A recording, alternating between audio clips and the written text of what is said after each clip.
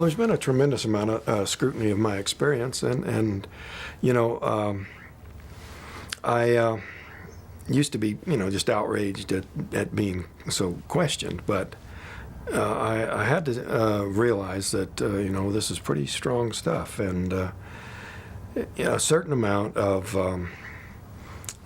people taking a hard look at it is warranted, I agree with Carl Sagan when he says extraordinary claims deserve extraordinary evidence.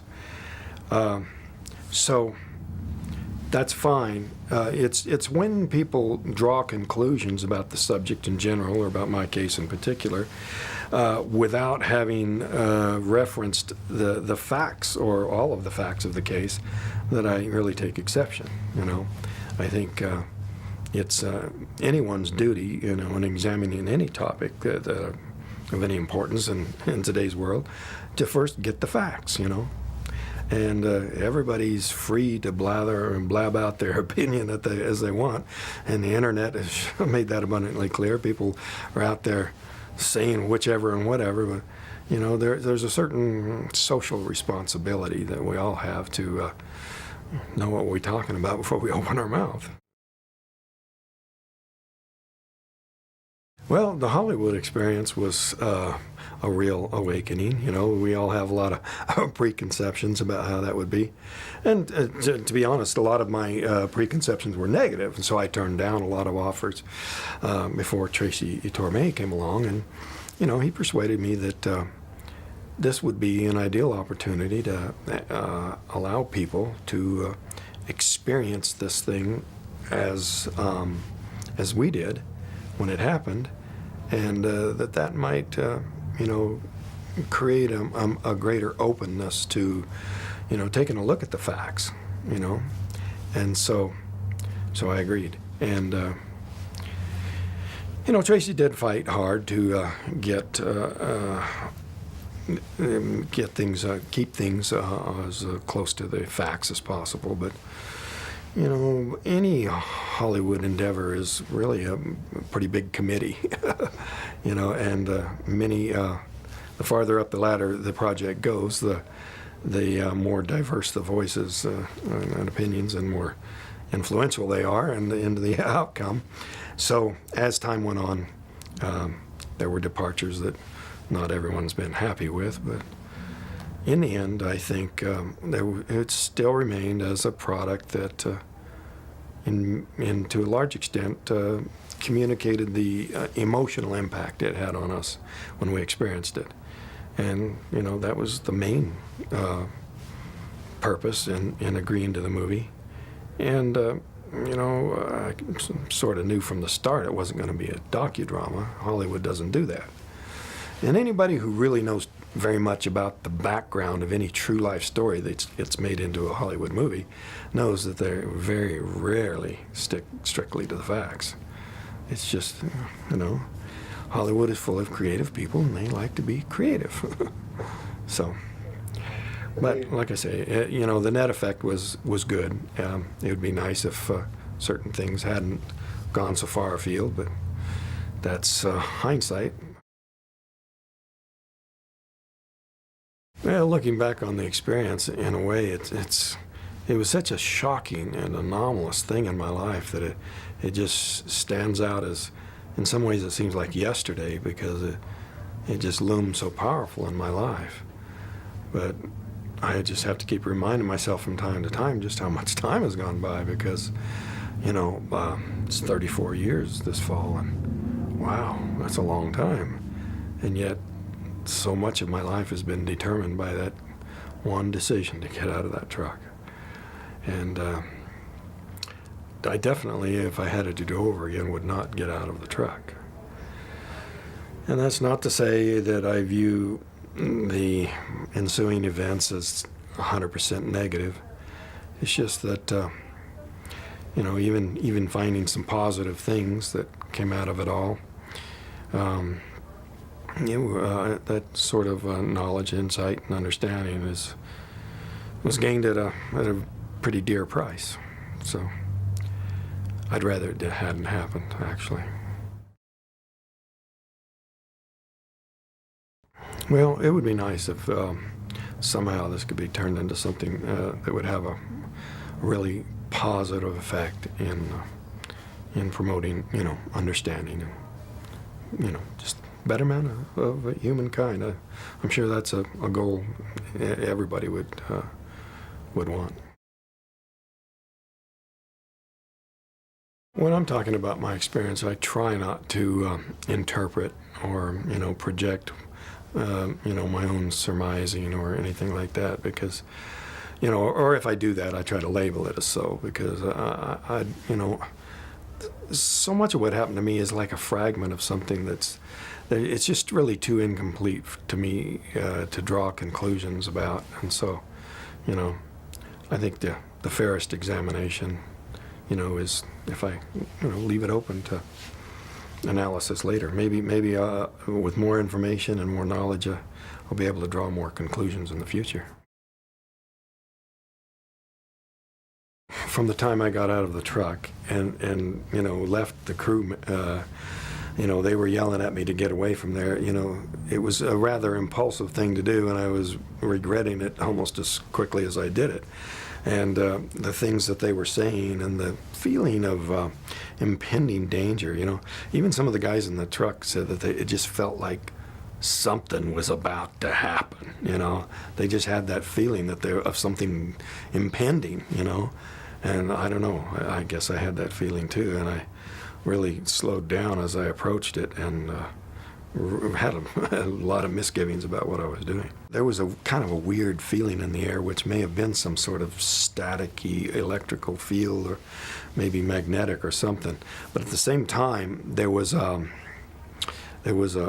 sound was just extended off of both ranges, the high and the low of human hearing, to where the lows were something you really felt more than heard, and the highs were kind of like something that was like inside your head rather than coming through your ear. It was just such an intense sound, and with a wide range of frequencies there. But the men in the truck kind of felt a vibration that seemed to shake everything. And maybe that's what contributed to that feeling that something was about to explode or something was about to happen. And it may have been nothing more than just a buildup of electricity or some sort of charge of energy of some kind in this craft, that when I raised up and created, narrowed the gap between my body and it, that being the closest thing there, caused this discharge that injured or did whatever to me. Some people speculate that the reason I was kept so long was that maybe they were just, took that long to repair the damage, But I don't know. Some people think it was a deliberate shot and that they, did that for the purpose of taking me. But I really do think it was more being in the wrong place at the wrong time or doing the wrong thing at the wrong time by getting too close. Yeah, interest or at least obligation of some kind, If it was unplanned and it was just something that happened because of my unexpected approach, then that would explain it. But, how much planning or deliberateness it was on their part, I guess there's a part of me that just prefers to not think that there was anything, that I was set apart or chosen in any way, because, that might mean that it's not over or something. And I like to think that it's definitely 34 years in the past. Some people have speculated that there may have been some sort of time contraction perception on my part because I recalled such a short period of time. But then on the other hand, it might have been just that I was unconscious most of the time and became conscious either shortly after I was brought aboard or shortly after I was let off. Or somewhere in between, and that maybe, and then another possibility is there was conscious parts that I can't recall, during that 5 days. But that would be disconcerting if that were the case. I did have some pretty vivid dreams at one period, right after the the movie came out, and I was doing a lot of talking about it again after so long not, that it, was bringing a lot to the front of my mind, and maybe that's just what inspired these dreams. I had some extra vivid dreams that were different than my memories, but, could have been just dreams. Oh.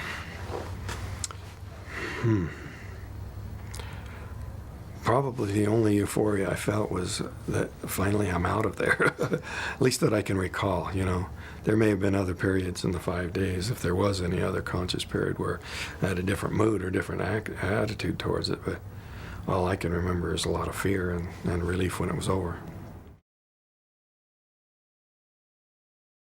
Well, a lot of people that have experiences of this sort, report, feeling like they're on a mission or they, chosen for some important destiny, but, I haven't come to that conclusion.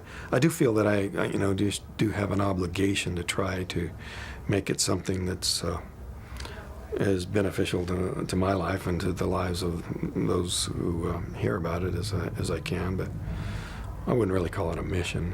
It's just comes with the territory. I have a unique perspective that I need to share, and it only goes so far. When I woke up, I didn't come to very quickly. I was in and out for quite a lot of time. I was in a lot of pain, so it took me a while to kind of gather my thoughts and figure out where I was, which at first I thought was just a hospital. I remembered the incident in the woods eventually, but I thought, oh, maybe I'd just been hurt and they'd taken me to a hospital. And the sounds of movement around me, I just thought, well, that's the doctors. And, when I finally got where I could focus my eyes and saw them is when I just flipped out, because, seeing these things was just a real shock, because, I'd never seen anything like that. And at the same time, I'm having all this pain and this feeling of suffocation, which just kind of gave me a panicky feeling to start with. So that explains a lot of why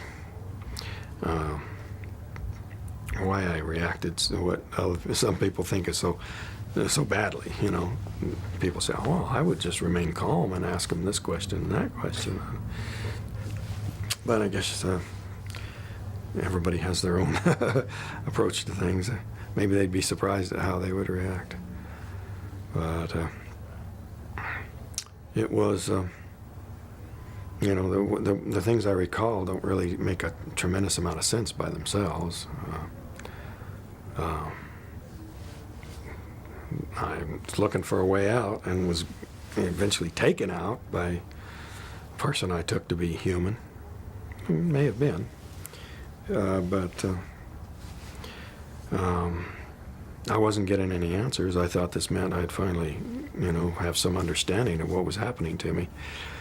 But all they did was want to apparently get me unconscious as quickly as they could. There was a room in which there were points of light against a dark background. Now, I don't know whether this was like a planetarium where you're projecting points of light on a dark surface, or if this was some sort of a device of projecting a view of what was outside the craft at that moment. But I do know that when you moved the controls on the chair, it could cause the pattern to move. All the stars moved in unison. They didn't rearrange their pattern. They moved, and that was really disorienting because it was all around. It was projected even on the floor, so I didn't want to do that again, and so I left that alone. But I don't know if I'd call that a star map, but it really seems like, why would anybody need that, to me? It seemed like if they were more technological, maybe it would just be nothing but a bunch of numbers. I don't know. It looked like a very direct sort of control of that craft. Just there a button, I'd press. And there was a screen there that there were black lines on it, long black lines that covered the entire screen from one end to the other with little segments on them. And they would change angle and sort of move, but there was no symbols, no reference. So why would this line need to slide up and slide like this if there's no symbol to designate where it is? But the button seemed to change that. So I don't know, maybe it was what was enclosed by that had meaning to them. But there was no symbols, no letters, numbers. Kind of a funny thing there, but I, kind of my better judgment was to stop messing with that. I could make things worse for myself. So it was with great relief that this human-looking individual came in and took me out of there. I ran up screaming, babbling all kinds of questions, but I, wasn't getting any response. It wasn't like it was just robotic or anything. It was a little bit of maybe wincing when I was yelling or something, and a sort of a faint smile, but very little reaction. But it was like more of a subdued or suppressed reaction as he took me out of there. It wasn't unkind or hostile, but it wasn't real encouraging as far as getting any information out of me. But I figured maybe he'll tell me when we get out of here. Take that helmet off, whatever. But the people who were dressed like him that he left me with weren't any more informative. They didn't answer anything. No sounds. It's almost like they didn't want to have the most minimum kind of interaction that they could with me. Because they were hiding something, or because I was in such a crazy state, I don't know. But that's the way it seemed to me. But I was just glad to find myself outside the craft and in more familiar surroundings. And, I wasn't regretting having not solved any mysteries or anything. I just wanted to be out of there and back home as quick as I could. Next thing I can recall after the experiences is waking up on the roadway outside of Heber and making my way into the town and trying to find a telephone that worked. And I went into these telephone booths and I went into the first one and picked up the phone and it was out of order, which kind of made me feel this surge of desperation. What if these phones don't work? But the next one did work. And the interesting thing is that nowhere on the mountain in any of those towns around there are there any more phone booths. But those phone booths are still there. They're kind of like been preserved all this time because the telephone operator listened in on the call and then knew for a fact that, the report came from there. This is an answer to the skeptics' charges that I was really at my mother's house in Snowflake or some other place. But, the sheriff found out from the phone company that that call was made from that phone booth at that time. So we have a row of phone booths there, and he were the only ones left on the mountain. Well, at that time, you didn't even have to have a coin to talk to the operator, and so you just pick it up and dial O, and you can talk to the operator. They can't do that now because they would be kept constantly busy with people taking advantage of that. But that's the way it was at the time. So I made a collect call to my family, and operator listened in, reported it to the sheriff, who sent a man right out there who got there right after my family did, picked me up and took me back to Snowflake. When I was returned, I didn't encounter my co-workers, any of them, for several days. My brother had become extremely concerned about my welfare because of the mob, the circus that was going on in town, the intrusions, and of course some of the phone calls were kind of sinister too. There were some warning calls about people that You know, there was a woman who was a nurse who said there was a elderly couple who had had an experience like this in a hospital where she worked, and when she went off shift, they were there, and when she came back, they were gone, and all records were gone too, and everybody was saying, "No, what are you talking about?" So, you know, they said she said just be aware of that. And then this other guy called. He said he was in the CIA, and again warned, don't let him, you know, just be handed off to the authorities. So my brother took that to heart and kind of kept me away from everybody for a while, for a few days, which, you know, naturally upset the sheriff, but it also kept me away from my coworkers, which had me doing a lot of reality testing. You know, these people are all saying I'm crazy and acting like I'm crazy. You know, I didn't have their corroboration like it would have been if we'd have said, yeah, you know, we went through this. It would have been a lot easier for me to you know, not do this reality testing and say, you know, do more coping with what happened than wondering whether it did or not. You know, every authority figure around me trying to tell me no, it didn't happen. You know, and everything in my mind told me it did.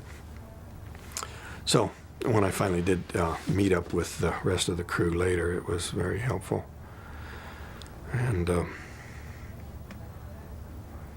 you know, as time went on, you know, more of the outside evidence, independent evidence, came back to me. You know, a lot of it was kept away from me, things the sheriff was aware of, and things that went into his file that, you know, people who were in the area, hunters and campers and people who had seen things that he was aware of, he never told me about. So, as time went on, it got slowly better, but it's something, the trauma of which has just never completely left me, and you know, there's still a certain amount of coping to do, even to this day. And something has a tendency to cause my mind to want to go somewhere else, you know, once I've been on the subject, and I guess I've kind of reached that point with this interview, too. You know, people who have had similar experiences, or I recall having had such experiences, ask me, what should I do? You know, I really hesitate to advise them because, you know, on the one hand, it's had been, you know, real cathartic to, you know, have this validated in some sense by researchers and people with similar experiences. But on the other hand, I've subjected myself to a lot of flack over the years that really been a heavy price that I've been aware of every single day, you know, working amongst people that, you know, there's always an undercurrent there. It helps that I can overcome it just by being me, just keep on being me, and then eventually they, you know, have to do a double take. They have all sorts of preconceptions that I'm finally able to shake them out of. But it's the fact that those prejudices exist before I even meet somebody that has been a continual obstacle in my life. But as time goes on, the more and more people who have an opportunity to know the real me can relate what they've learned to other people.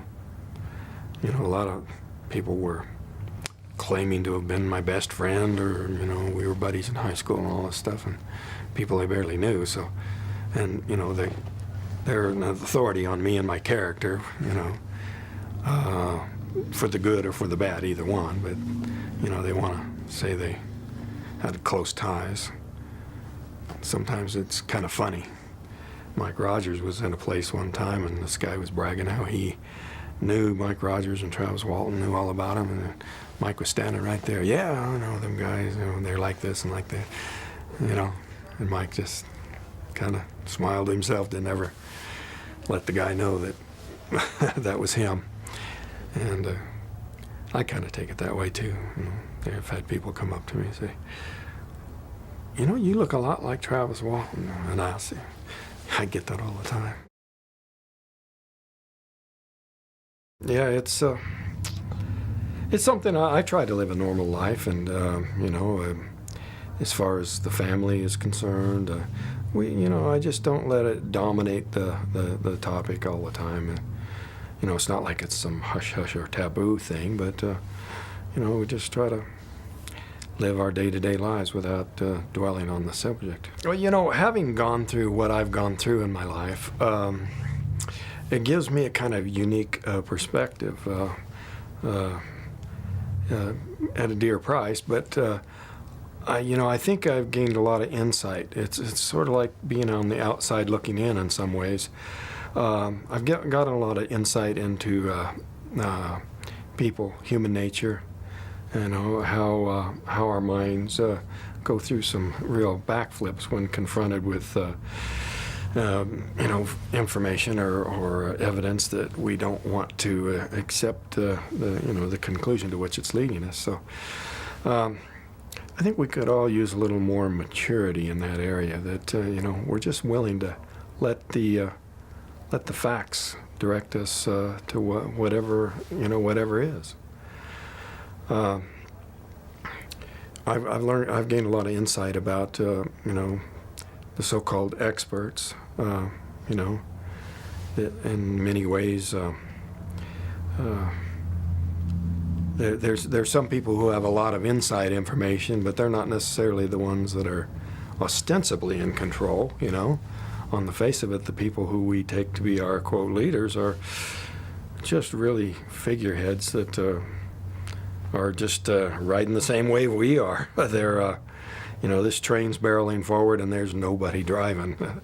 But, you know, each of us have our own ability to sort of direct things if we quit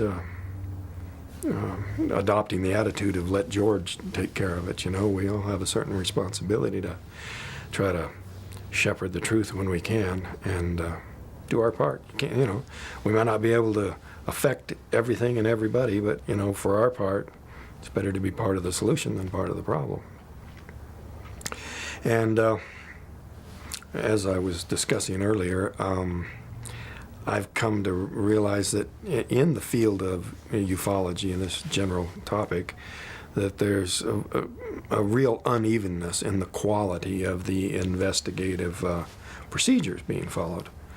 And I think it would be very helpful if there were some sort of a guideline or set of guidelines that everyone agreed on would be the proper way to conduct an investigation or to evaluate a given case.